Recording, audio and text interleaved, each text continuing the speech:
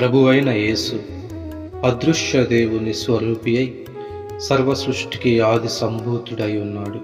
ఎలయనగా ఆకాశమందున్నవియు భూమి యందున్నవియు దృశ్యమైనవి గాని అదృశ్యమైనవి గాని అవి సింహాసనములైనను ప్రభుత్వములైనను ప్రధానులైనను అధికారములైనను సర్వమును ఆయన యందు సృజింపబడెను.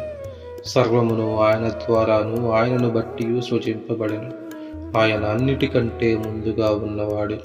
ఆయనే సమస్తమునకు ఆధారభూతుడు. సంఘము అను శరీరమునకు ఆయనే శిరస్సు. ఆయనకు అన్నిటిలో ప్రాముఖ్యము కలుగు నిమిత్తము ఆయన ఆది అయ్యుండి మృతులలో నుండి లేచుటలో ఆది సంభూతుడాయను.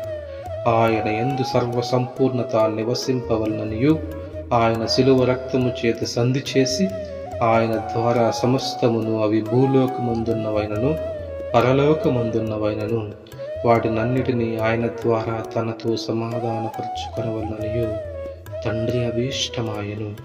కొలస్సీ పత్రిక 1వ అధ్యాయము 15 నుండి 20 వచనములు.